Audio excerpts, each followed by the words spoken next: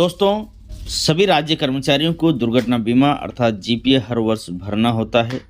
सत्र 2024-25 के लिए सभी राज्य कर्मचारी, चाहे वो प्रोबेशनर हों या स्थायी कर्मचारी हों, सभी के लिए नए दिशा निर्देश जारी कर दिए गए हैं। इन सभी नवीन दिशा निर्देशों के साथ मैं अनिल स्वागत करता हूं आपके अपने यूट्यूब चैनल शिक्षक ज्ञान बाय अनिल पर। दोस्तों, यदि आपने अभी तक हमारे इस चैनल को सब्सक्राइब नहीं किया है तो प्लीज़ इसे सब्सक्राइब अवश्य करें। सब्सक्राइब करने के बाद में बेल आइकन के बटन को प्रेस करना बिल्कुल न भूलें, ताकि जब भी कभी इस प्रकार की कोई भी सूचना, जानकारी या जीवन का अनुभव साझा करूं तो इसकी सूचना सबसे पहले आपको प्राप्त हो। राज्य बीमा एवं प्रावधायी निधि विभाग SIPF के साधारण बीमा निधि कार्यालय से समूह व्यक्तिगत दुर्घटना बीमा पॉलिसी हेतु हर वर्ष अप्रैल महीने के वेतन से प्रीमियम अर्थात किस्त काटी जाती है। दोस्तों, पॉलिसी वर्ष 2024-25 जो कि 1 मई 2024 से 30 अप्रैल 2025 तक है, इसके लिए जीपीए के अंतर्गत 3 विकल्प उपलब्ध कराए गए हैं। कौन कौन से हैं विकल्प? यदि आप जीपीए अर्थात दुर्घटना बीमा 10 लाख रुपए का करवाना चाहते हैं तो आपको 700 रुपये की किस्त अपने वेतन से कटवानी है। यदि आप 20 लाख रुपए का बीमा करवाना चाहते हैं तो आपको 1400 रुपये की किस्त आपके वेतन से कटवानी है। इसी प्रकार से यदि आप 30 लाख रुपए का बीमा करवाना चाहते हैं तो आपको 2100 रुपये की एक किस्त अप्रैल महीने से कटवानी होगी। राज्य सरकार के समस्त अधिकारियों एवं कर्मचारियों के द्वारा चुनी गई 700, 1400 या 2100 अर्थात 2100 की किस्त माह अप्रैल दे मई 2024 के वेतन से काटी जाएगी। जो ये जीपी की किस्त है, ये अप्रैल महीने का जो वेतन मिलेगा आपको मई महीने में, उससे यह किस्त काटी जाएगी। समस्त आहरण एवं वितरण अधिकारी, उनके अधीन कार्यरत समस्त अधिकारियों कर्मचारियों के वेतन से पे मैनेजर या प्री पे मैनेजर या SIPF पोर्टल के माध्यम से कार्मिक द्वारा जो चुनी गई है 700, 1400 या 2100 रुपये की किस्त, उसकी कटौती करेंगे। समस्त आहरण एवं वितरण अधिकारियों द्वारा उनके क्षेत्राधिकार में आने वाले अधिकारियों कर्मचारियों से SIPF पोर्टल 3.0 में प्रस्ताव पत्र मतलब जीपीए प्रपोजल की पूर्ति करवाई जाएगी तथा 700, 1400 या 2100 की किस्त का उनसे चयन करवाया जाएगा। मतलब आहरण वितरण अधिकारी अपने अधीन कर्मचारियों को उनकी जो जीपी की किस्त है वो SIPF 3.0 के माध्यम से चयन करने के लिए कहेगा।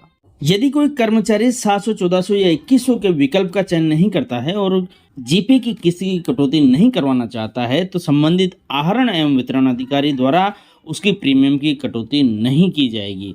तो दोस्तों, यदि आपने 700, 1400 या 2100 रुपये का विकल्प नहीं दिया और अपनी किस्त नहीं कटवाई तो आहरण वितरण अधिकारी आपकी किस्त नहीं काटेगा। इसलिए दोस्तों, सभी कर्मचारियों को जीपीए का प्रपोजल अवश्य देना चाहिए। यदि उन्होंने पिछले साल जीपीए का प्रपत्र नहीं भरा है या पिछले बार जो उन्होंने दुर्घटना बीमा का फॉर्म भरा है उसमें किसी प्रकार का कोई संशोधन है तो। SSO पोर्टल पर SIPF ऐप के माध्यम से किस प्रकार से जीपी अर्थात दुर्घटना बीमा का फॉर्म भरें या प्रपोजल को भरें, इससे संबंधित मैंने एक वीडियो पूर्व में बनाया हुआ है। यदि आपने वो नहीं देखा है तो डिस्क्रिप्शन बॉक्स में जा करके आप देख सकते हैं, उसका लिंक आपको वहाँ पर मिल जाएगा। यदि आप ऐसे कर्मचारी हैं जिनके द्वारा गत वर्ष मतलब पिछले वर्ष में SIPF पोर्टल पर ऑनलाइन जीपीए प्रस्तुत किया जा चुका है और वर्तमान में आपको न तो आपका नॉमिनी चेंज करना है और न ही आपकी प्रीमियम अर्थात किस्त परिवर्तित करनी है, तो ऐसी कंडीशन में आपको जीपीए प्रपत्र भरना आवश्यक नहीं है। ऐसी स्थिति में आहरण एवं वितरण अधिकारी कार्मिक द्वारा पूर्व में मतलब पिछले साल जो दिया गया है विकल्प, उसके अनुसार ही अप्रैल महीने में जो वेतन बनेगा उससे जीपीए की किस्त को काटेंगे।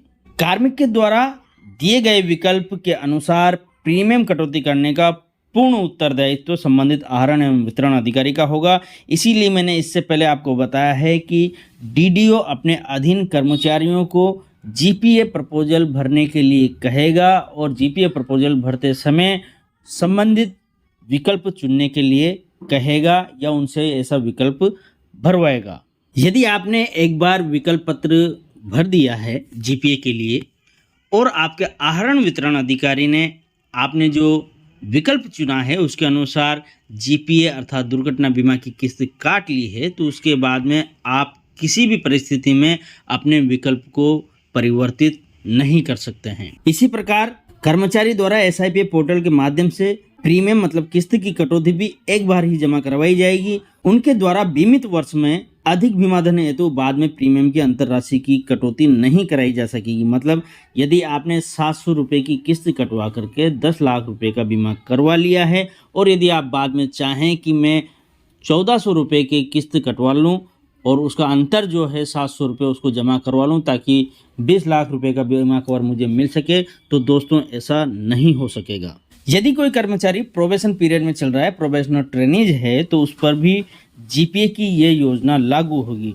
और 700, 1400 या 2100 रुपये में से जो भी उन्होंने विकल्प लिया है उनके वेतन से वर्ष 2024-25 हेतु उनकी जो प्रीमियम है, उनकी जो किस्त है वो IRDA के नियमानुसार प्रोरेटा आधार पर काटी जाएगी। दोस्तों मुझे आशा ही नहीं बल्कि पूर्ण विश्वास है यदि आपने यह पूरा वीडियो देखा है प्रारंभ से अंत तक, तो जीपीए अर्थात दुर्घटना बीमा से संबंधित संपूर्ण दिशा निर्देशों को आप अच्छी प्रकार से समझे होंगे और आप जो जीपीए भरेंगे अप्रैल महीने में वो उसको आपको समझने में किसी प्रकार की दिक्कत नहीं होगी।